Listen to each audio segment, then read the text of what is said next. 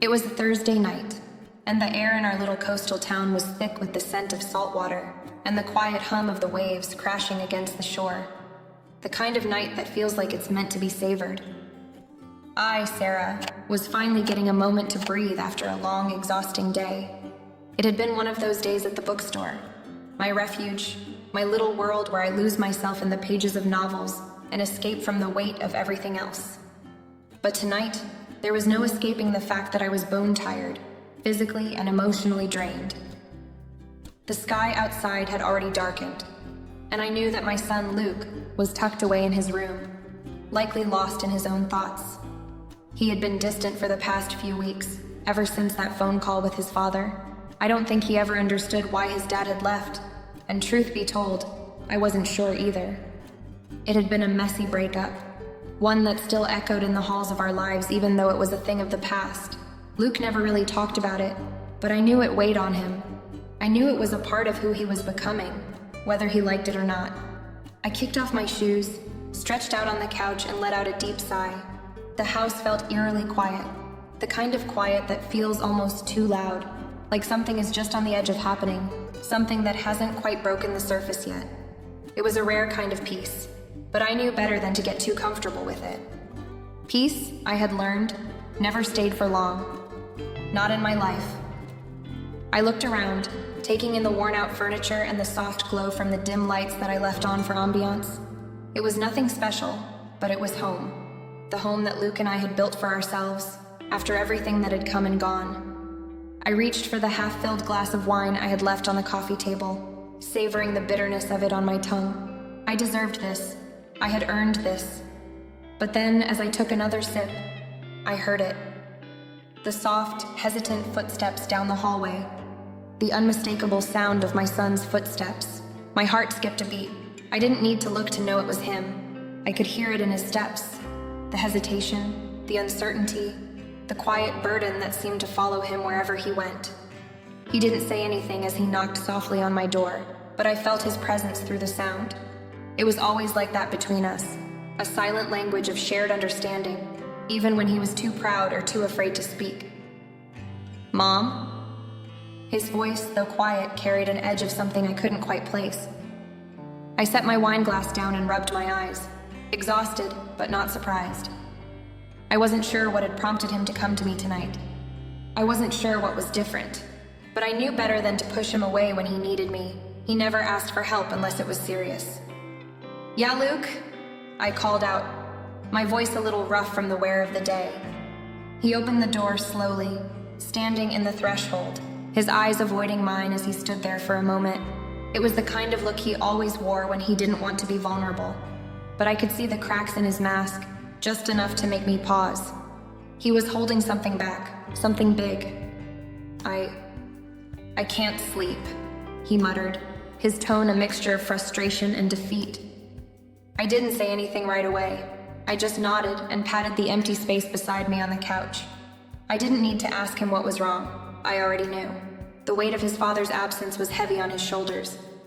He had never quite understood why his dad left, or why he didn't call as often as he should. It was a pain I could never fully explain away. So when he stood there, looking small in the doorway, asking for something he so rarely asked for, I knew exactly what he needed. "Come here," I said softly, my voice betraying the exhaustion I was trying to mask. "Just come sit with me for a bit." Without a word, he shuffled over to the couch and sat down beside me, his body tense but slowly relaxing as I wrapped my arm around him. The warmth of his presence felt both familiar and foreign at the same time. I had always been his protector, his mother, the one he could turn to when things got tough. But tonight, something about the way he leaned into me felt different. Something about the way his head rested on my shoulder felt too intimate. It wasn't uncomfortable, but it wasn't exactly what I was used to either. The stillness between us stretched on for a few moments, both of us lost in our own thoughts, unsure of what to say, unsure of what came next. I didn't want to push him, didn't want to force him to talk if he wasn't ready, but I could feel his emotions swirling around him like a storm, and I didn't want him to be alone with them. Not tonight. Not anymore. I squeezed him gently, trying to steady my own breath. My heart was pounding now, faster than it should have been. The quiet pressure of him next to me, his warmth seeping into my skin, was enough to make me question everything I had known about myself. But I shoved those thoughts away. For now, I just needed to be there for him. "Talk to me, Luke," I said, my voice softer now, more like the mother I had always been. "You know you don't have to do this alone." The room was quiet, save for the occasional creak of the house settling in the night, but I could feel the weight of my son's presence beside me. His body, still tense even after he had sat down, was pressed up against mine. Though it wasn't the comfortable closeness I had always known, it was different now, harder to ignore. The air felt thick, laden with all the unsaid things between us. I didn't push him away. Instead, I just let him sit there, waiting for him to speak if he wanted to. Luke had always been a quiet kid, not one for sharing his feelings, especially not when it came to his father. They'd been estranged for months now, after the messy breakup, after the emotional fallout that left both of them in pieces. I could see it in his eyes, even when he didn't say a word. The unresolved hurt, the deep ache that he carried with him like a shadow. It wasn't just the absence of his father that bothered him. It was the way it had been left unresolved, the silence, the unanswered questions, the feeling of not being enough. I had hoped that, maybe over time, he would learn to cope.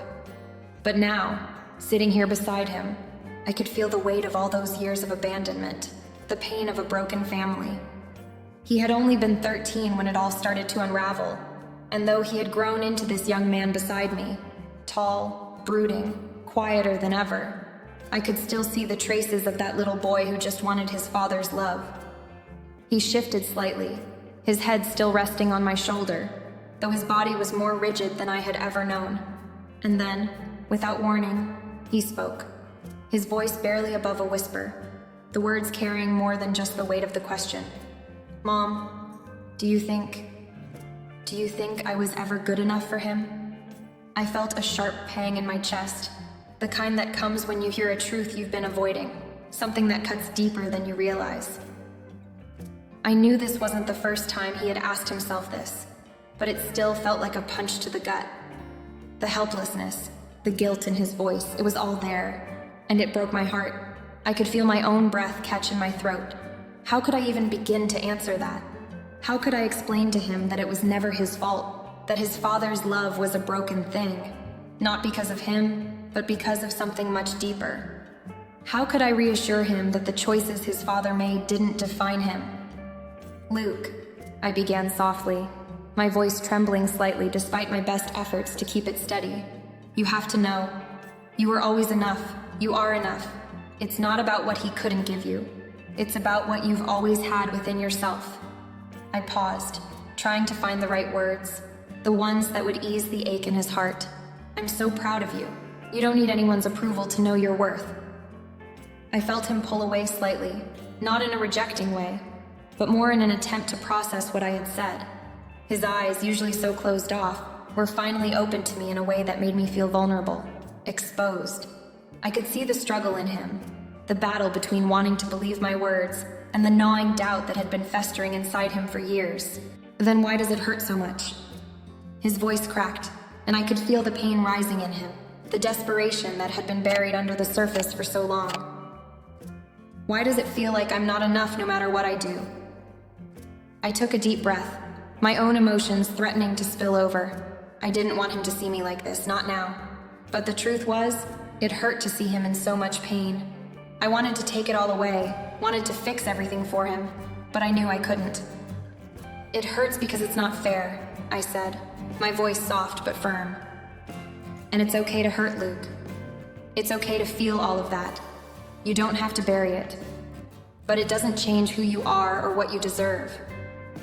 There was a long silence, and I could feel the weight of his emotions pressing against me, a shared burden that neither of us knew how to carry. I could sense that the conversation wasn't over, that there was more he needed to say, but I also knew that this was a moment of breakthrough, a crack in the wall that had been built between us for so long. He didn't have to carry this alone anymore.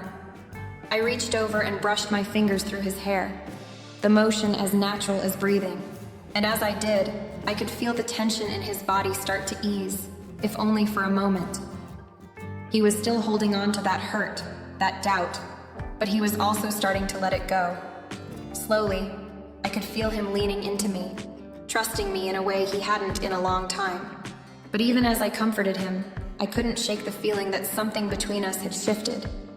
Something I couldn't yet name, but that felt undeniably real.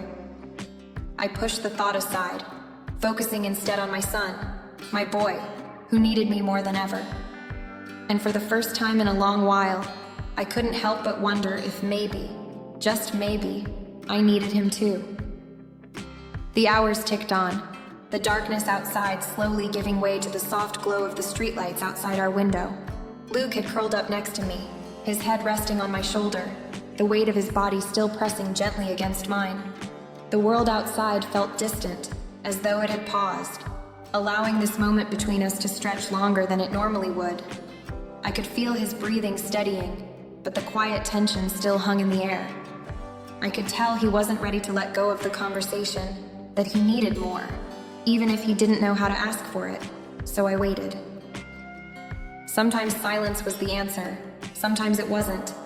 Tonight, I had to wait for him to open up in his own time.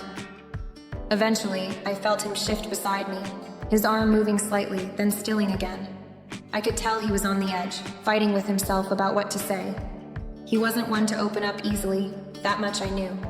His emotions had always been guarded, locked away behind a wall of indifference, one that I had spent years trying to gently chip away at. But tonight, that wall was crumbling, piece by piece. "Mom?" His voice was barely a whisper, soft but heavy with unspoken weight. I turned my head slightly, my heart already tightening with the thought of what was coming. I didn't answer immediately, instead letting him continue at his own pace. He was so much like his father in this, always so careful with his words, always so hesitant to show too much. He hesitated for a moment, then asked, "Do you ever miss him?" "My dad?" The question took me by surprise, more than I was willing to admit. I had avoided answering it for so long, pretending I was fine, pretending I didn't think about it anymore. But the truth was, there were days when I did miss him. Not the man he had become, but the man I had once loved. I missed the version of him that had been present, the man who had stood by me, the one who had laughed with me during late-night conversations, the one who had once shared our dreams together. But that man was gone. He had left, and I had to accept that. What was left was a hollow shell of someone who wasn't capable of being the father Luke needed him to be. I started, my voice faltering just for a second. I missed the man I thought he was, Luke. The man I believed in before everything changed. Luke's face remained unreadable, but I saw the way his jaw tightened, the way his body stiffened under the weight of the answer. I could see the confusion in his eyes, the questions he was asking himself in that moment. Was he talking about his father, or was he asking about something deeper, something between us, something he didn't understand yet? He looked away, staring out the window at the shadows that danced along the walls. Do you ever wonder if maybe things could have been different? If maybe I could have done something to fix it, to make him stay? The words felt like a slap to the chest. It was the same question I had asked myself so many times. But hearing it come from him, hearing the guilt and the self-blame in his voice, broke something inside me. It wasn't his fault. It wasn't ever his fault. But how could I make him understand that? How could I convince him that this wasn't something he could have changed? I pulled him closer, wrapping my arms around him, holding him tight as if somehow my embrace could protect him from the weight of the past. "You didn't do anything wrong, Luke," I whispered, my voice hoarse with emotion. "You never could have changed what happened. This was never your fault." He nodded, but I could feel the doubt still lingering, the uncertainty that clouded his thoughts. He didn't believe me, not yet. The pain of his father's absence was too fresh, too raw, too ingrained in him. I wanted to tell him that he was perfect, that he had always been enough, that no matter what happened, I would never abandon him. But all I could offer was the truth, the only truth I knew. "You don't have to carry this, you know," I said, my voice trembling with the weight of my own unresolved feelings. I've carried it for too long, and I don't want you to carry it too. We're in this together, Luke.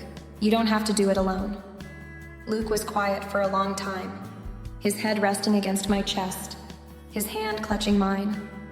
I could feel the warmth of his breath on my skin, and for a moment, it felt like we were the only two people left in the world. There was no past. There was no broken marriage. There was just us, mother and son, holding each other in the silence, trying to make sense of the mess we had been left with. I don't know how to make it stop hurting, he finally said, his voice small, fragile. I know, baby, I whispered. I don't either, but we'll figure it out together. You're not alone. I could feel him relax slightly in my arms, the tension beginning to seep away, though I knew it wouldn't last forever. The pain would return. The questions would remain.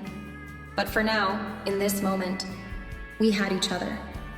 And that, at least, was something I could hold on to. I hadn't expected it to happen like this. The weight of the night hung in the air, thick with things unsaid, emotions lingering between us like an uninvited guest. Luke had fallen asleep in my arms, his body curled close to mine. His breathing was soft and even now, but I couldn't shake the feeling that something had shifted. Maybe it had started when he opened up about his father, or maybe it had been happening slowly all along, like the tide creeping up the shore, too subtle to notice until it was too late. I couldn't explain what I felt, not in words. It wasn't exactly discomfort, but it wasn't just the familiar warmth of motherly love either. There was something else now, something new. As I lay there, my hand still resting gently on his back, I felt a deep connection to him, one that seemed to go beyond the usual mother-son bond. The space between us, once defined by a clear and natural boundary, now seemed strangely fluid, difficult to grasp. I should have been focused on the quiet peace of the moment, on the fact that he was finally getting the rest he so desperately needed. But my mind was racing, the way his body had been pressed so close to mine, so innocent, yet so intimate. How his breath felt against my skin. How he had sought comfort in me, had clung to me in a way that wasn't just about needing his mother. It was as though he was searching for something more, something beyond what I could offer him.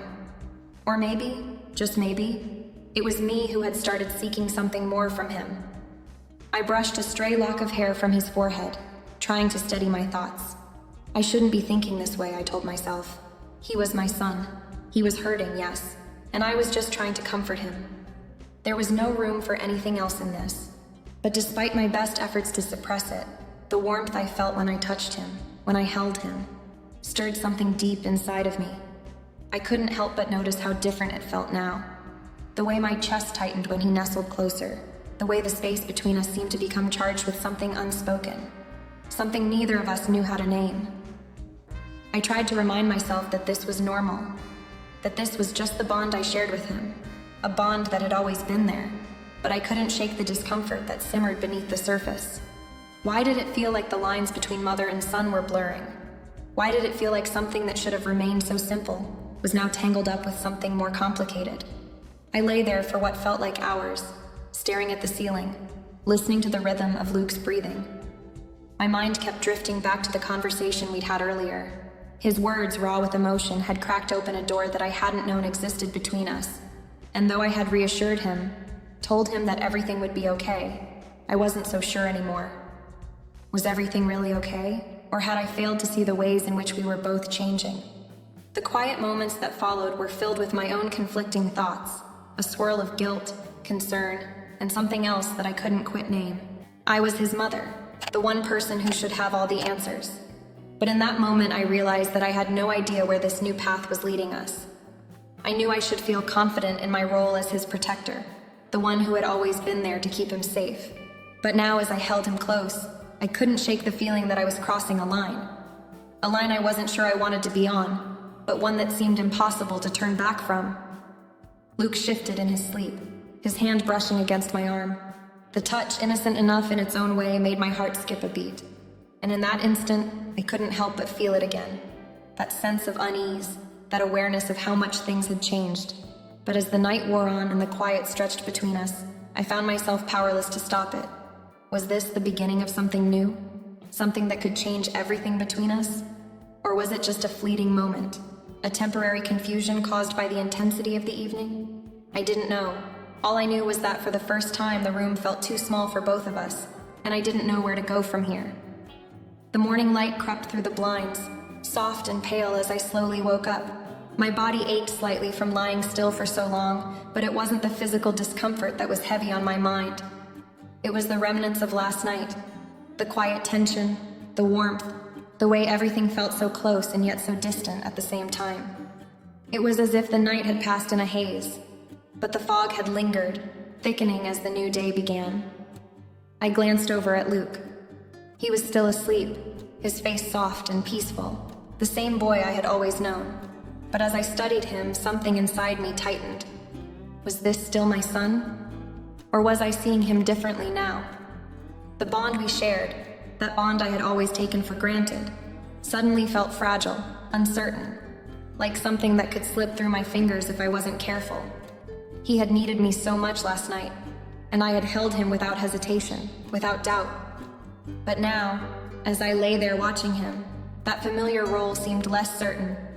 I had always been the one in control, the one who knew exactly what to do. But now I felt like I was on the edge of something I couldn't understand. I rolled over, trying to shake off the thoughts that swirled in my mind. I could hear the sounds of the house around me, the creak of the floorboards, the hum of the refrigerator, the ordinary comforting noises that had always been part of my routine. But today, they felt different. Today, everything felt more fragile, like the ground beneath me had shifted in a way I wasn't prepared for. I dragged myself out of bed and headed for the kitchen, hoping the act of making coffee would help ground me. But as I went through the motions, pouring water into the kettle, measuring the coffee grounds, I felt the weight of last night pressing in on me. Luke's face, his words, his touch. They kept replaying in my mind, and no matter how hard I tried, I couldn't shake the feeling that something had changed between us. I heard him stir behind me, his footsteps soft on the wooden floor as he made his way to the kitchen. He greeted me with a sleepy smile, the same one he had given me 100 times before, but it didn't feel the same. It wasn't as natural as it once had been. There was something behind his eyes, something that hadn't been there before, but I wasn't sure what it was. "Morning," he said, his voice still thick with sleep. He leaned against the counter, his gaze lingering on me for a moment longer than usual. "Morning," I replied, my voice almost too bright, trying to cover the unease I felt. I busied myself with setting the cups out, doing everything I could to avoid meeting his gaze. I wasn't sure what I would see there if I did. Was he feeling it too? The tension, the change? Or was I the only one who noticed? As I poured the hot coffee into the mugs, my mind wandered again. It was impossible not to wonder if he felt the shift too, if he had any idea how much things had shifted in the space between us. He was quieter than usual, sipping his coffee with his head down, as though he didn't want to meet my eyes either. Maybe it was just my imagination, but I felt like we were both walking around each other, carefully, as if we were afraid to make any sudden movements that might break something we weren't sure how to fix. We sat in silence at the table, the morning light streaming through the window, casting shadows across the room. My hands trembled slightly as I brought the cup to my lips. I wanted to ask him how he was feeling after last night, wanted to talk to him about the things he had shared with me. But something stopped me. Maybe it was fear. Fear that once we spoke about it, once we acknowledged it, we wouldn't be able to take it back. That whatever this was between us would become real, and we wouldn't be able to turn away from it. "So," Luke started, his voice hesitant. He cleared his throat, his eyes avoiding mine. I'm okay, Mom, really." I nodded, though I wasn't sure if I believed him. "Good," I said, my voice too soft. "I'm glad." But even as the words left my mouth, I knew they were hollow. I wasn't sure if either of us was really okay. The morning had brought no answers, only more questions, more doubts. The silence between us was no longer comfortable. It was heavy, suffocating, like we were both waiting for something we weren't ready to say out loud. I pushed my coffee cup aside, the faint taste of bitterness lingering on my tongue. I couldn't avoid this forever. I couldn't keep pretending everything was fine when everything felt so different. But for now, all I could do was sit in the quiet, knowing that nothing would be the same again. The day passed slowly, with the familiar routine of life carrying us forward. But the atmosphere in the house felt different. Every glance, every word seemed loaded with something I couldn't quite place. Luke had been quieter, more distant in a way that I couldn't ignore, but there were moments when I caught him looking at me. Not the way he usually did, but with an intensity I hadn't seen before. It was like he was searching for something in my eyes, something he couldn't find but hoped was there. I couldn't help but notice how he lingered more than usual. It was subtle at first, like when he came to the kitchen to grab a snack and stood beside me a little too long, his shoulder brushing mine as he reached for the pantry. Or how he would sit a little closer than necessary when we watched TV together. A small movement of his hand brushing against mine when he passed me something, but it lingered just a fraction longer than it should have. It unsettled me. And yet, a part of me, a part I didn't want to admit, welcomed it. There was something comforting about the closeness, something that made me feel needed in a way I hadn't felt in years. Luke's emotional vulnerability, his need for comfort, had always made me feel protective. But now it was different. Now there was something else in the air, something unspoken, something fragile and dangerous. I kept catching myself thinking about it. The way his voice sounded when he said my name, the softness in his eyes when he looked at me. My thoughts would wander, and I would find myself imagining what it might be like to just let go of the boundaries, to embrace the intimacy that was slowly building between us. But the very idea made my stomach twist. Was I reading into things? Was I misinterpreting his actions? Or was there something more here? I found myself questioning everything, but no answers came. Luke had always been my son, my little boy who needed me. But now, as I looked at him, as I watched him grow into a man, I wondered if I was starting to see him in a way that went beyond the role I had always played. What if he felt it too? What if he saw me differently now, in a way that I couldn't control? When I helped him with his college applications later that afternoon, I noticed the way he sat next to me, close enough that I could feel his warmth, but not close enough that anyone else would think it was anything out of the ordinary. He asked me questions, his voice steady but with that slight edge of something unspoken. I could feel the weight of his gaze on me when I looked away, and it was like there was an invisible thread between us pulling me in. I didn't want to think about it. I didn't want to acknowledge the growing connection between us, but it was there, undeniable. Every time our hands brushed, every time he lingered a little longer than necessary, I felt the pull. It was so subtle, so gradual, but it was becoming harder and harder to ignore. I spent the evening trying to focus on anything but him. I cleaned the house, read a book, did everything I could to distract myself from the thoughts that kept creeping into my mind. But no matter how hard I tried, the tension remained. Every time I caught his eye, I could feel the shift between us, and I wasn't sure how to stop it. It was only when I was lying in bed that night, the room dark and quiet, that I realized just how much I had come to rely on the closeness between us, how much it had become a part of me, a source of comfort and safety. And as I closed my eyes, I couldn't escape the truth. This connection, this unspoken bond, was no longer just a mother's love. It was something more, something I couldn't define. The question was no longer whether I felt it, but what I was supposed to do about it. And the answer, I feared, was something I wasn't ready to face. The next evening, Luke and I sat together on the back porch, watching the sun sink beneath the horizon. The warm, orange glow of the setting sun stretched across the sky, casting long shadows over the backyard. It was peaceful, almost serene, yet the stillness felt charged. A quiet weight hung between us, something unspoken, lingering in the air like the calm before a storm. We didn't speak much, which was unusual for us. Normally we'd be joking or sharing little snippets of our day, but tonight, there was something different about the way we sat together. It wasn't uncomfortable. It was just aware. Every once in a while, I'd glance at Luke, and he'd catch my eye, his gaze holding a little longer than usual, like he was seeing me in a way that I hadn't felt before. His expression was soft, almost searching, like he was trying to read me, trying to understand something deeper. I could feel the air around us thickening with that familiar tension, the kind that buzzes just beneath the surface, making the silence seem almost too loud. It was the kind of silence that made my heart beat faster, and yet, I couldn't bring myself to break it. I wasn't sure I wanted to. The more I tried to focus on the peaceful sunset, the more aware I became of how close we were. It wasn't just proximity. It was the way his presence seemed to fill up the space between us. The way his knee brushed against mine as we sat side by side, how his arm rested casually on the back of the chair, but just a little too close to mine. The closeness wasn't physical, not exactly. It was emotional. It was in the way our hearts seemed to beat in time, in the way we were both breathing the same air, both feeling the weight of what had passed between us in the last few days. Then, he looked at me again, and for a moment, it felt like time stopped. His eyes met mine, steady and searching, and I felt as though we were connected on a level that went beyond words. The world around us seemed to fade away, leaving only the two of us in that quiet, charged moment. There was no need for words. We didn't have to say anything, because in that brief moment we both understood.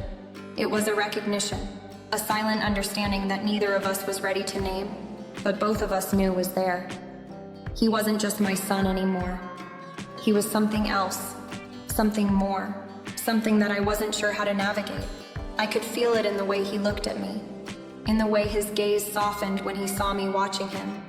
We were sharing something, a secret, something fragile and delicate, and the weight of it hung heavy in the air between us. I wanted to speak, to break the tension, to reassure myself that everything was normal, that nothing had changed.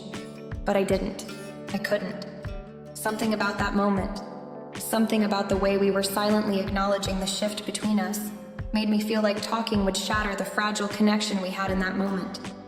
Instead, we sat there, side by side, neither of us saying a word.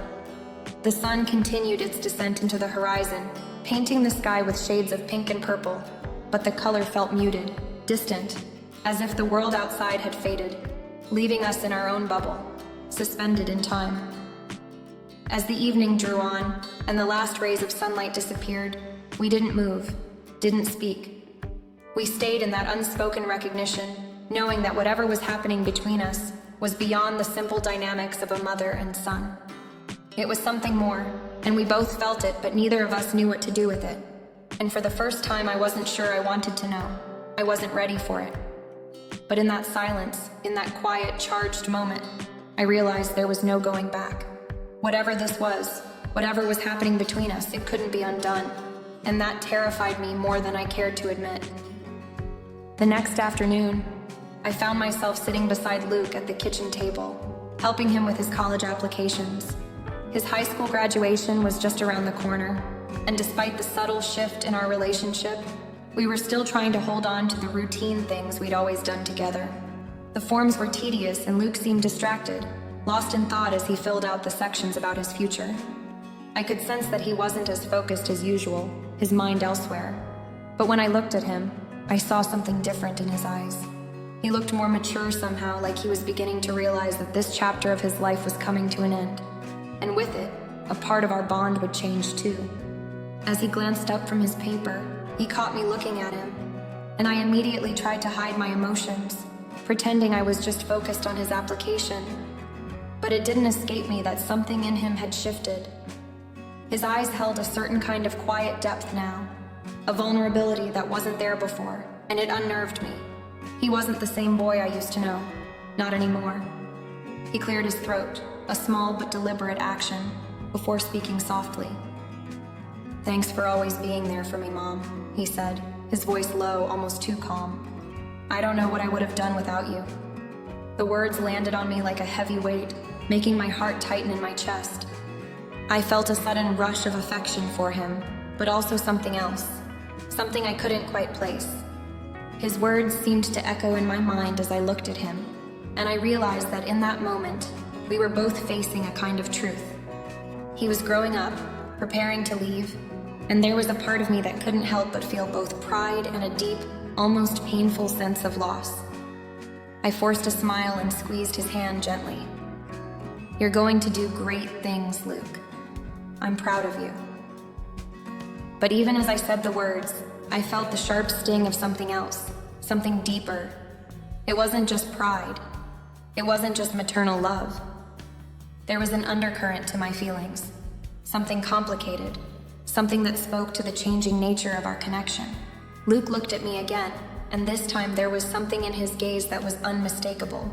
His expression softened, and for a brief second, I thought I saw a flicker of something more in his eyes, a kind of longing, or maybe just a need. I couldn't be sure, but it unsettled me. There was a tenderness there, one that felt both comforting and unsettling at once. "You've always made me feel like I'm worthy of love," he said quietly, his voice filled with sincerity. "Like I'm good enough, just the way I am." His words struck me to the core, a simple confession, yet so profound. I wanted to say something back, to reassure him, to make him feel safe in the love we shared, but instead, a wave of emotions hit me all at once. I felt a deep pang in my chest, and my throat tightened with an unexpected flood of tears. I blinked quickly to hold back the emotion, not wanting him to see my vulnerability, but the truth was I could feel it now. The change in the air between us, the tenderness in his words, the quiet sincerity, felt like a declaration. There was no denying it anymore. Our bond was different. It wasn't just about him being my son anymore. There was something more complicated unfolding beneath the surface, and I didn't know how to deal with it. As I looked at him, my heart filled with a mix of love, pride, and something darker, something I wasn't ready to admit. Our relationship had evolved, and I wasn't sure where it would go next. But I knew one thing for sure. The feelings that had been simmering between us for the past few days had come to a head. We both sensed it. We both knew it. But neither of us was willing to speak the truth aloud. Not yet. Instead, we stayed in that fragile moment, suspended between love and something more. Something neither of us could name. I forced a smile, pretending everything was normal. But deep down, I knew that nothing would ever be the same again.